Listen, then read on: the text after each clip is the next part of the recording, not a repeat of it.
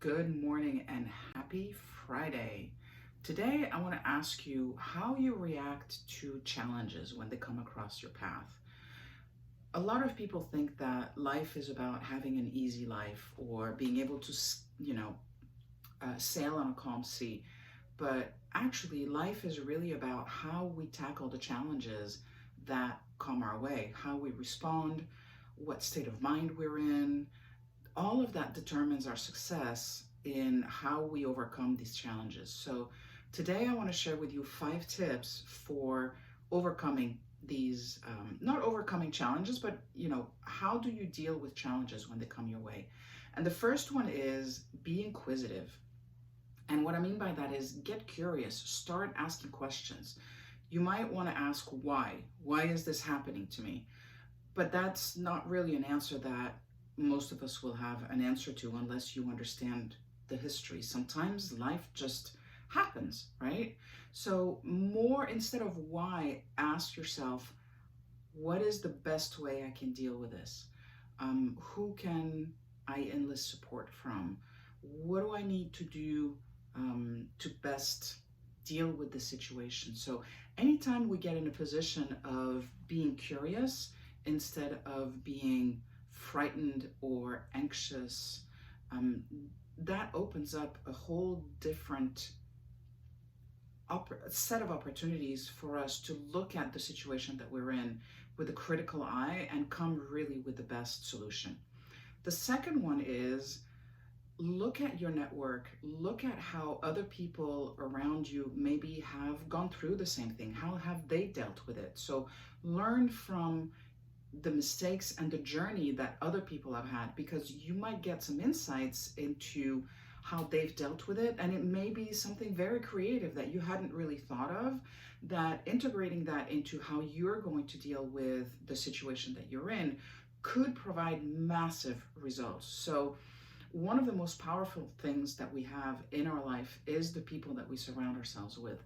And one of the reasons we do that is so that we have somebody there that supports us in our times of trouble and challenges. So don't be afraid to tap into your network and learn what they've done to overcome their challenges.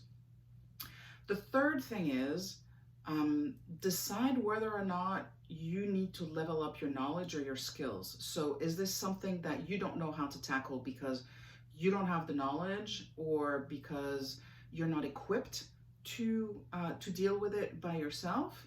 And if that's the case, then what do you need to learn? What skills do you need to research, tap into, that are going to help you to get yourself to the next level? I remember years ago, I was in a situation with a mortgage that I was having some issues with, and I know very little about finance. So I tapped into people that knew more than I did. I started doing more research, and little by little, the situation got resolved. But being able to know what I needed to do to be able to overcome the challenge was really huge, and I learned a lot from the experience. The fourth thing is it's okay to make mistakes. It's actually the best learning tool that we have. We try things, they work, they don't. What do we learn when they don't work? Because we seldom learn anything new from something that actually worked.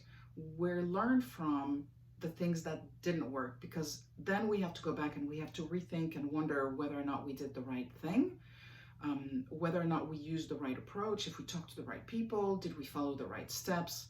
So making mistakes along the way sometimes can be costly, yes, but at the same time, it's the best way for you to learn. And it's through that learning that you actually get those life experiences that you're going to be able to carry forward, that are going to help you to deal with future challenges. Because I firmly believe that a lot of what is put on our path really prepares us for something else that is coming down the road. So as we make mistakes, as we overcome these challenges, we amass a set of skills and of knowledge that are going to help us moving forward in the future. And then the last thing, and maybe the most important thing, enjoy the journey. we don't always get to control what happens in our life, but we always have control over how we deal with it, right? Now, if you're in a situation and you grumble and you get mad and you get frustrated and all of those negative emotions come in, first of all, you're going to restrict your field of vision because you're not going to be as open to looking at different things, and you're going to be miserable, right? It's like, who wants that? Who wants to be miserable through the process? Now, I'm not telling you that you shouldn't, in a way, grieve or get mad or something that happens, or all of those emotions when that challenge comes into your life. That's perfectly normal. What I'm saying is don't live there and don't spend all your time there, because if it's a situation that it takes you 6 months to resolve, do you really want to be miserable for 6 months? Or do you want to have all of those negative emotions right up front? Take a breath and say, okay, now I'm going to start asking questions. Now I'm going to tap into my network. Now I'm going to do the things that are actually going to be constructive.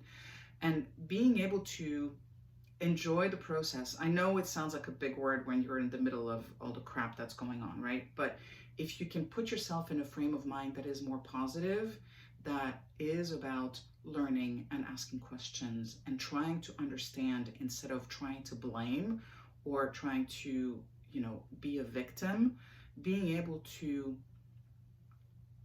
smile through the challenge and somewhere enjoy that process as a learning process is going to make the whole thing significantly less difficult. It's not going to necessarily make it easy, but it's going to make it less difficult.